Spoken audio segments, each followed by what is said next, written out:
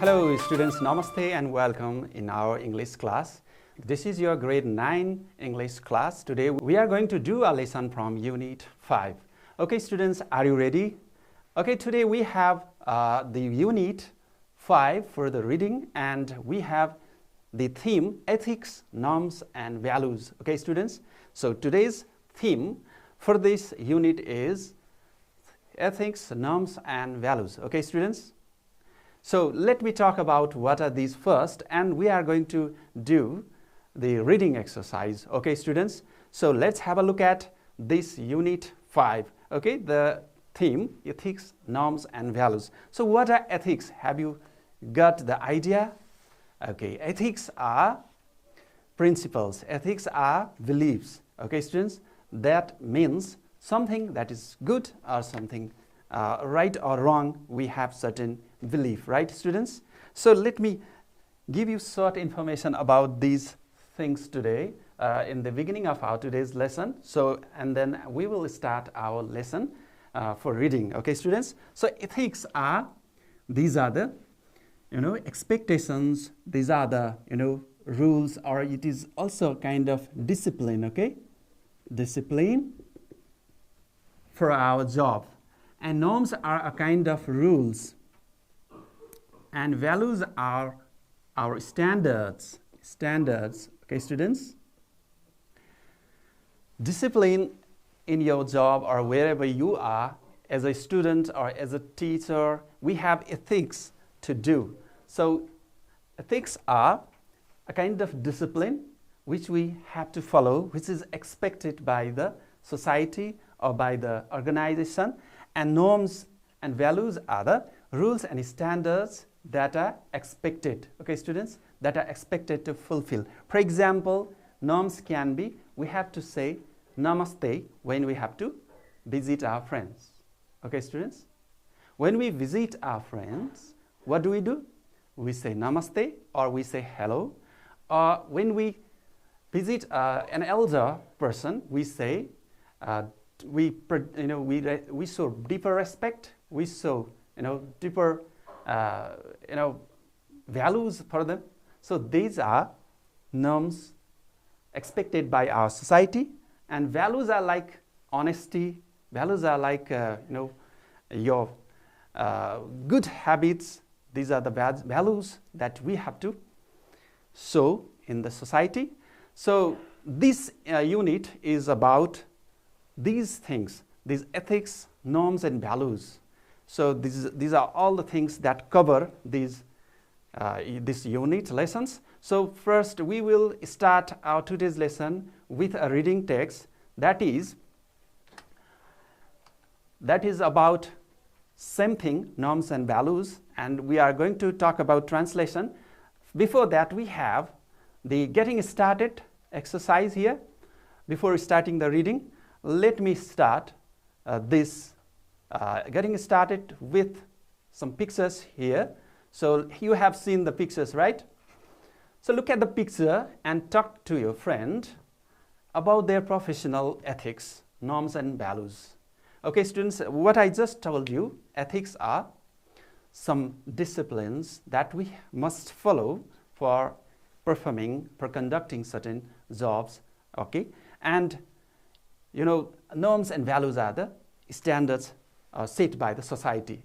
Ethics are generally for organization or for profession that we must show there, and norms and values are the similar thing, similar virtues, similar values set by the society. Norms and values are different. Norms and values are different according to the society, okay students, according to the country, according to the professions. So let's see here the pictures here. In the first picture, what do you see here? There is a doctor treating a patient, right? Yes. And here, let's talk about ethics and norms and values of a doctor. Can you guess? Can you tell me what are the norms and values of a doctor, or ethics of a doctor? Yes, a doctor should treat the patient equally without without any harms you should not harm the patients as a doctor. That's your ethics. Okay, so you should do treatment properly. That's your ethics if as a doctor.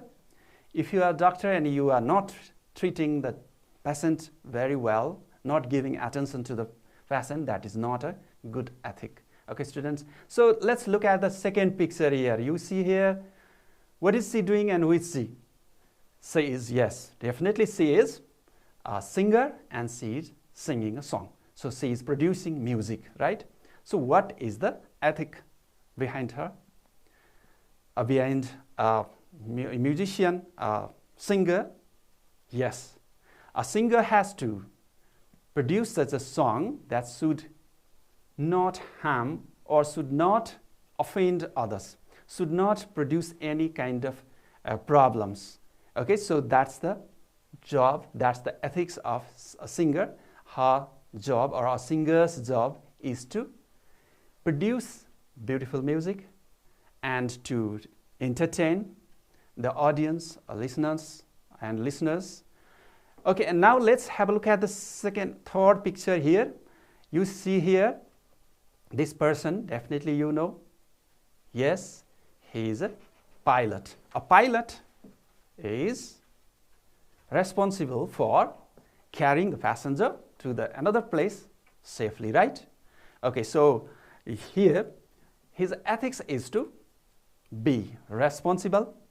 His ethics is to give the true messages to the passenger and to show his skill or apply his skill in flying. Okay, students, he should not waste his time doing anything else than flying while during the flight time. Okay, students, so that's the ethic. And we have the final picture here. That's about a teacher and a classroom.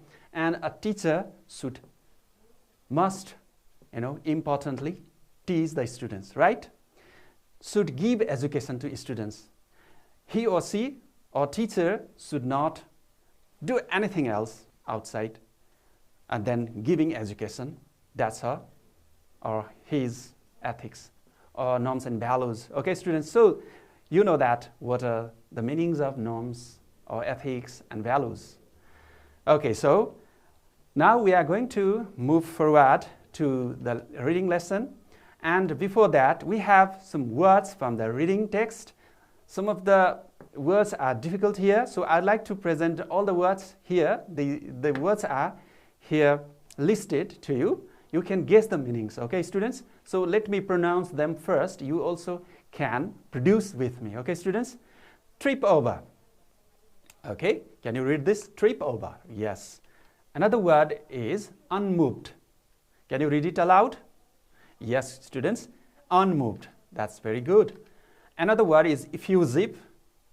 Another one is widespread, malfunctioning, bristled, colliding, prevalent, ritualized, inured, core, culpability, traction, undergraduates. Okay, let's see their meanings. Okay, students. So let's quickly have a look at the meaning. So the words are, in great number here. So I'd like to show you it very quickly. So please have a look at it and you can record it. Feel difficulty. It's trip over means feel difficulty. And unmoved means not affected by something else. And effusive means from the heart, okay, from inner heart, from deeper heart. And widespread means common. Widespread means common. And malfunctioning means not working. Bristled means reacted angrily. And colliding means hitting or striking or banging. And prevalent means widespread. That is spread everywhere. That's common. And ritualized means retained roles, achieved, acquired, learned roles. And inured means habituated, accustomed. And core means center or main thing. And culpability means responsibility of doing something bad or good. And traction means pulling action or pulling force. And undergraduates means the students who are still studying and have not completed their bachelor's degree. We have another, again, some more, lists of words. Let's read them quickly. Utility, okay, counterpart, assertion, apology, inclination, attribute, negotiations, semantic, rush, nuances. Okay, students, these are the words that we have in our textbook. So let's look at their meanings quickly. So utility means usefulness. Okay, usefulness of something. Counterparts means peer or another person of a peer. And assertion means statement, telling something or expressing some statement. Apology means expressing your regret, you are sad about something done. And inclination means leaning, interested, or your intention towards something else. Okay, students? So attribute means regard, something caused. Okay, so you think something is the result of some causes. Okay, so that's attribute. And negotiations means discussion. So you have discussions, you have negotiations for something, some problems. Okay, semantic means in linguistics or in language study, it is a study of meaning. And here it is related to meaning. And rush means to hurry, to do something quickly. And nuances means very small difference, subtle difference. Okay, these are the list of words that we have here, and there are a great number of these words. So I have shown you very quickly. So I hope this will help you for reading the text. So we will quickly go to the text now. Before that, we have a picture. Can you see the picture and tell me what is the picture about? Yes, it says, I'm sorry. Okay, it says, I'm sorry. And we have a title here, Why I Am Sorry Doesn't Always Translate. That's the topic we have here for our today's lesson. Now let's have some questions before reading. Look at the picture and answer the questions. What does it say? We have this picture, and what does it say? And how do you apologize to your friend? Talk to your friend. Okay, so definitely it's already said, it's saying I'm sorry, and it is asking for apology. Okay, students, the picture says, what does it say? The picture says, I'm sorry. It means the picture asks you for an apology. So how do you apologize? Talk to your friends. Do you know the ways to apologize in English? Yes, there are many ways to apologize. You can say, I'm sorry, simple. And you can also say, would you forgive me for something I did? Or you can say, that was my fault. I'd like to ask for your apology. I apologize for doing or for saying bad thing to you.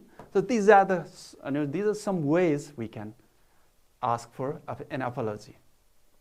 Okay, students. So we will find out the same issues of asking for an apology. And today's our topic is why I'm sorry doesn't always translate. Here we have another new word, translate. You have to understand this first. What is the meaning of translate?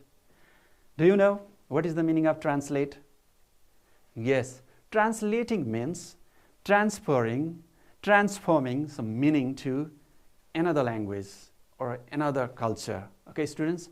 So you say translation in Nepali as Rupantaran, right? Have you heard about Rupantaran? Yes.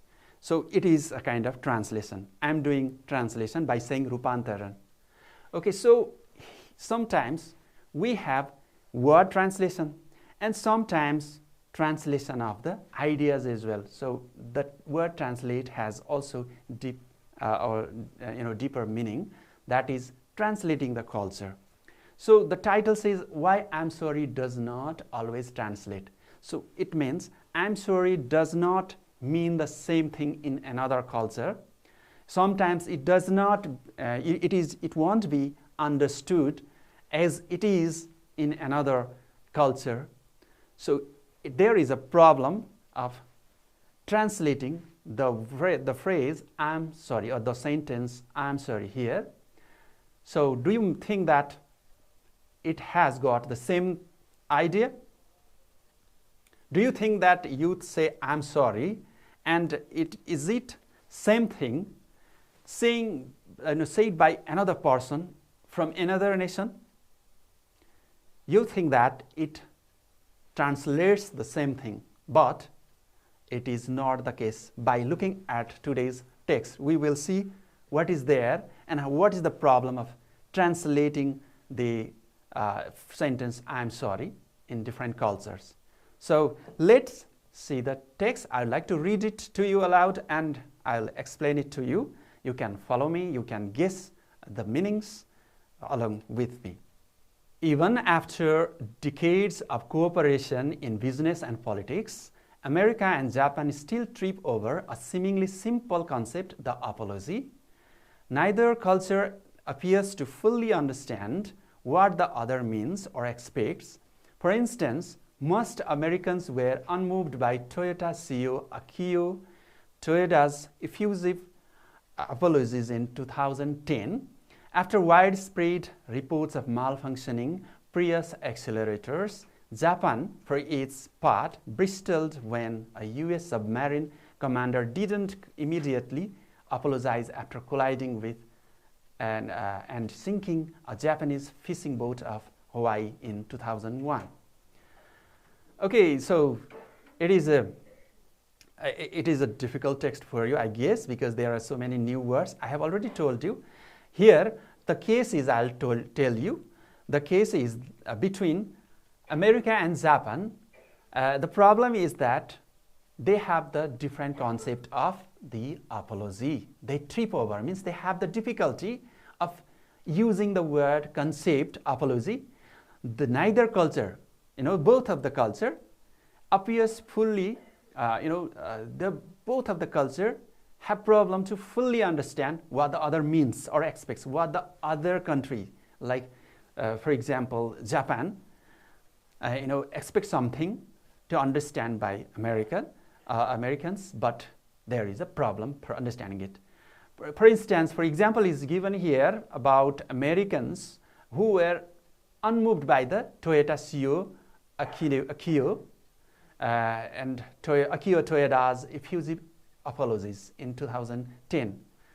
It was, the case of CEO or Toyota company's car, whose car had a problem in its accelerators, and they asked for apology to Americans, but they were unmoved. Look at this, unmoved means not affected. The apology did not affect them, did not influence them.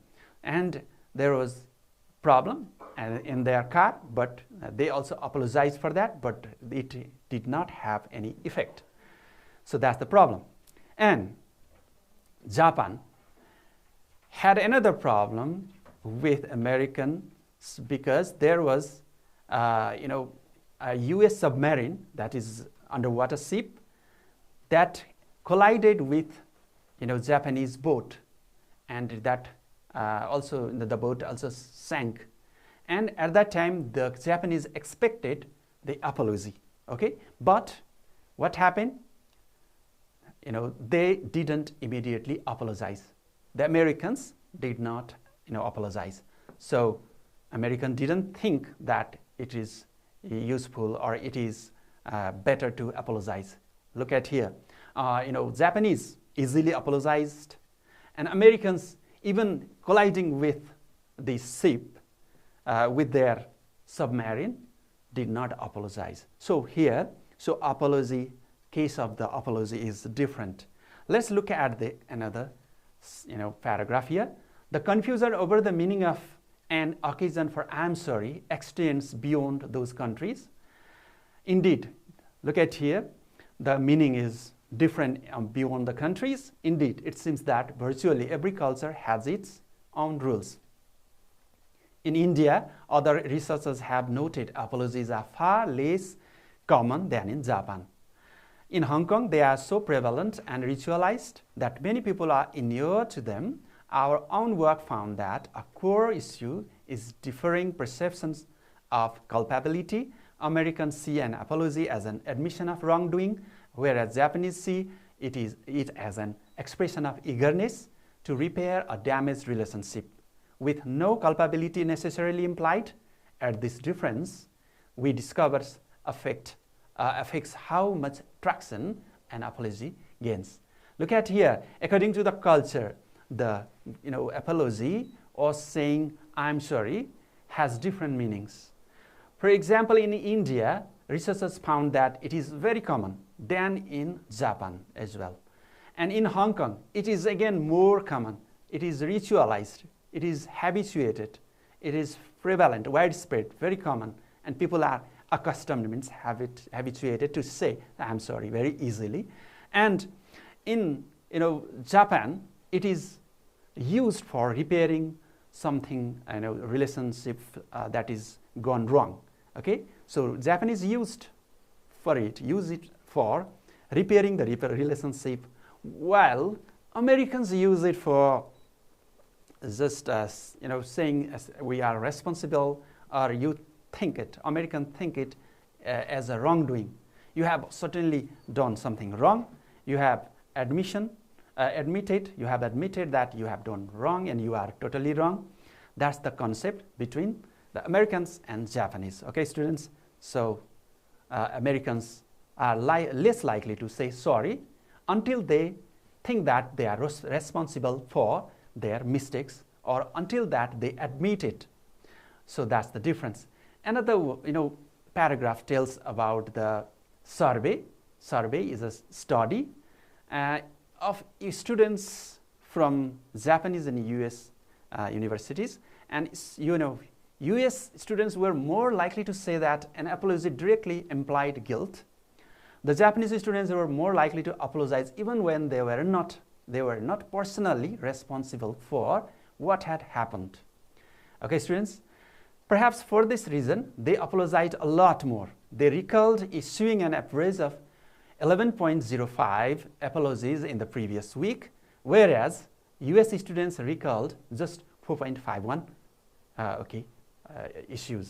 issuing of the apology. So how many times they did or they apologized, that was the survey, and the US students seemed less likely to say sorry or apologize than Japanese. You can see the figure here in this bar chart here.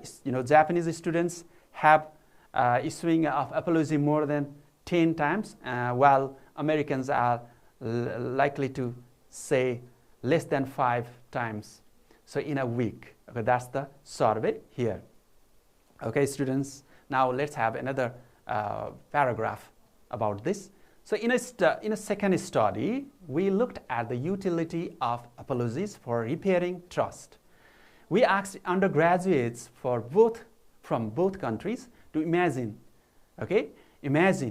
that they were managers and showed them a video. They showed them a video in which an applicant for an accounting job apologized for having deliberately filed an incorrect tax return for a prior client. The Japanese students were more willing than their US counterparts to trust the candidate's assertion that she wouldn't engage in such behavior again and to offer her a job. We believe that this is owing to Americans' inclination to associate apologies with culpability. Okay, students, here by this second study, what is found is that here undergraduate students have showed their different feelings about the worker who has done mistake by intention.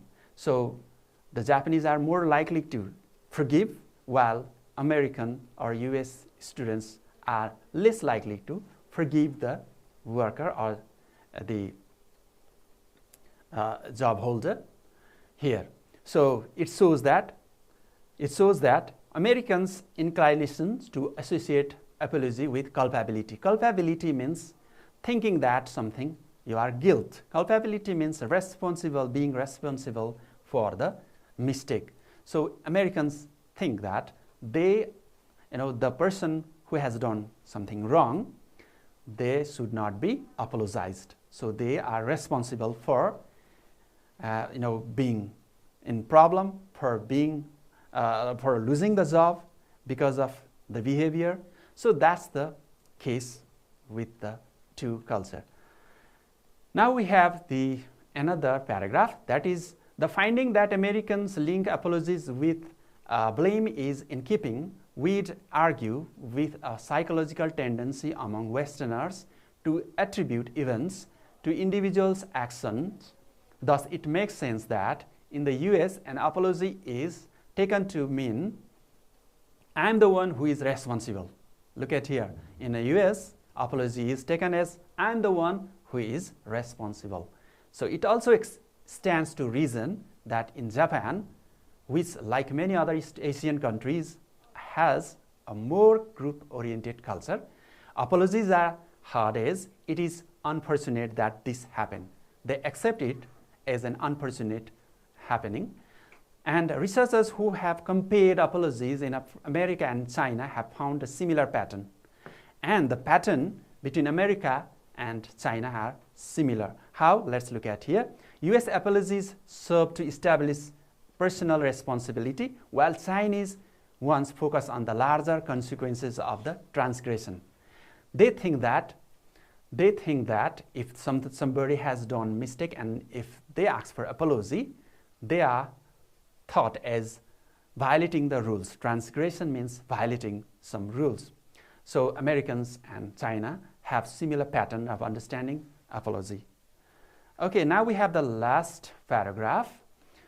Let's have a look at it quickly. Only with a deep understanding of such differences, the executives can make effective use of the apology as a tool for facilitating negotiations, resolving conflicts, and repairing trust.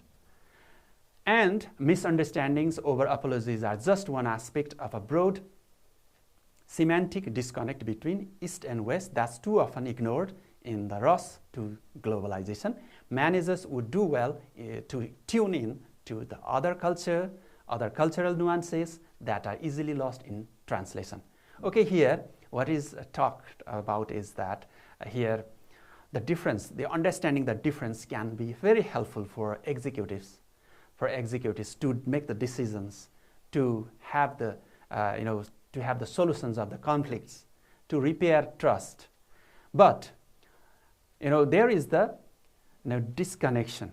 There is no better good connection because of the misunderstandings between the concept of apology between East and West. Okay, East has another way of thinking about the apology and West has another way of apology, and we have not tried to understand it because of the rush to the globalization. Okay, so managers, executives can apply this knowledge to tune in, to make the relationship better, to find out the cultural nuances, cultural differences, slight differences, and which have difficulty in translations. They can utilize it and repair the trust. Okay, that's about translation. This is about cultural differences. Here it is by William Maddox, Peter H. Kim, and Tetsu C. Okumura and Jenny Brett. Okay, these are the names of the writers that they have researched about these differences. Okay, students, until now we have talked about the meanings of the words and we have talked about the meanings of the title like ethics, norms and values, and we have also talked about translation and the culture of translation, about telling or saying I'm sorry from this from this text, and we have understood that there are slighter differences between the countries and cultures. Okay, students, so now we are going to move to another exercise. Well, students, now we have the exercise from the text to do by reading the text, and it is text completion by looking at the meanings. We have to find the meaning, we have to understand the meaning and find the words, suitable words for this. Find the words and or phrases from the text for the following meanings. The first letter has been given here. You can see here T is given here, Another E is given here for showing too much emotion. You can remember the same words we have discussed earlier. C is given here. Here we have B, became annoyed or offended, accustomed to do something, the fact of being responsible, a statement saying that you strongly believe something to be true, to say or believe that something is the result of a particular thing, connected with the meaning of words and sentences, a very slight differences in meaning. Okay, students, so we have already given some clues here. The first letter is given here. So let's guess. To have difficulty saying something clearly or correctly. What is the word? It's trip over, okay? So you can check the word from the first paragraph. It's trip over. Trip over is actually, trying to, stumbling on something while walking and trying to fall down. But here in this context, it is difficulty to understand, okay, students, or saying something clearly. And showing too much emotion means you are completely showing your deeper heartfelt feelings, or saying by heart. That means effusive. Being effusive is to show your emotions from heart. Another, becoming annoyed, is bristled. And accustomed means inured, getting some cultures into your habit. You accept it and you show it in your habit. And act of being responsible means culpability. You think that you have done some mistakes, and you think you are culpable or you are responsible about that. And another one is a statement, means assertion, that you say or you believe. And another word is attribute, that is to say or believe that something is the result of something else.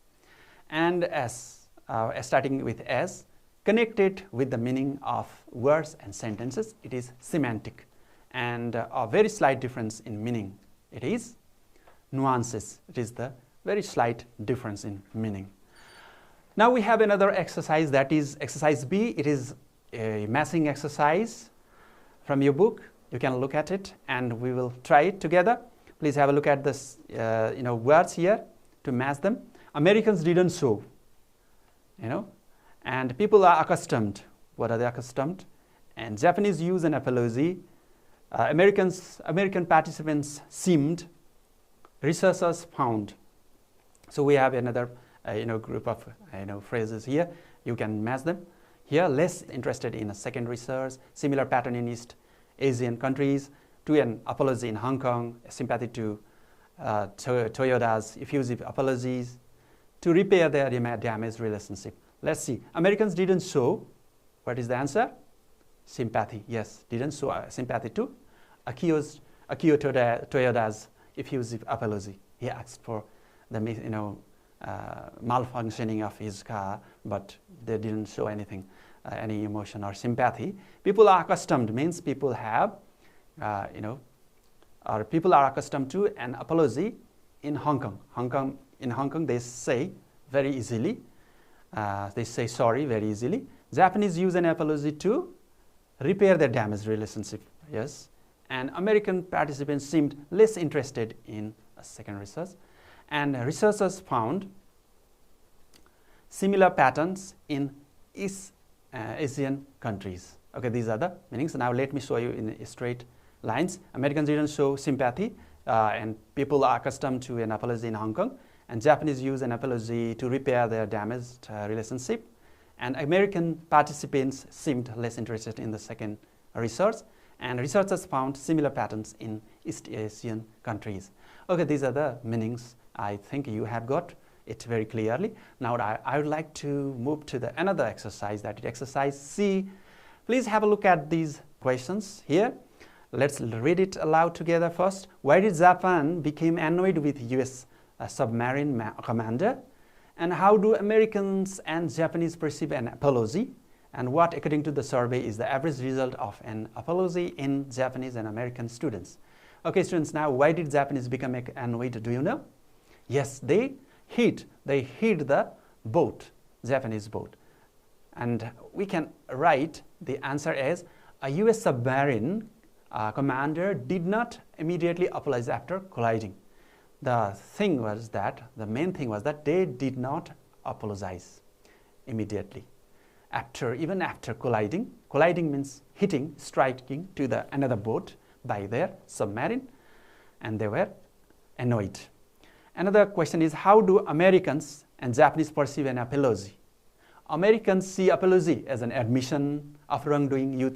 American think that, yeah, I have done all the wrongs myself and I am responsible.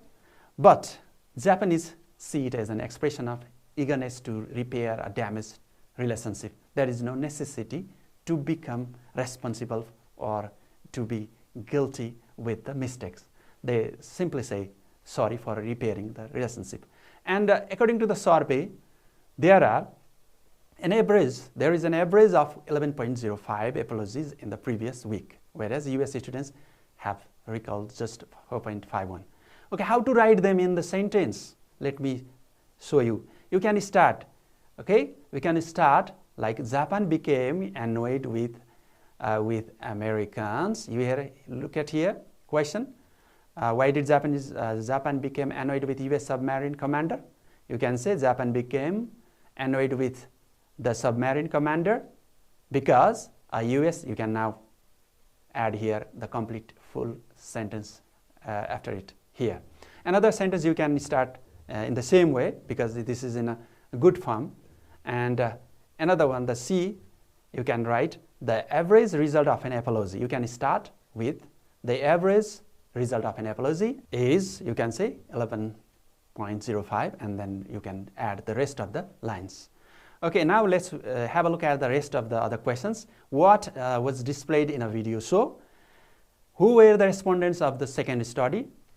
And how can the executives apply an apology? Okay, these are the questions. So what was displayed? A video was displayed, right, to the applicant for an accounting job, apologizing for having deliberately filing an incorrect tax return for a prior client. And who were the respondents of the second study? Undergraduates from both countries. How can the executives apply an apology? They can make effective use of the apology as a tool for facilitating negotiations, discussions, resolving conflicts, and repairing trust. Okay, you can start the sentence like, it was a video in which an applicant was apologizing. You can now add here the information from this line. These are the lines from the text, and you can add here. And for the E, we can say in the second study the respondents were undergraduates. You can write like this. And for F, you can say the executives can make, and now you can add the rest of the words to complete the sentence. So this is how we can answer the questions. Well, students, we have come to the end of today's lesson. This was about the cultural differences about saying sorry or asking for apology. I hope you have understood about this concept, as well as you have got the word meanings of the text and also the comprehension questions, answers. I hope you can complete the task and show it to your teacher. Okay, students, thank you for participating to this class. See you in our next video. Thank you and namaste.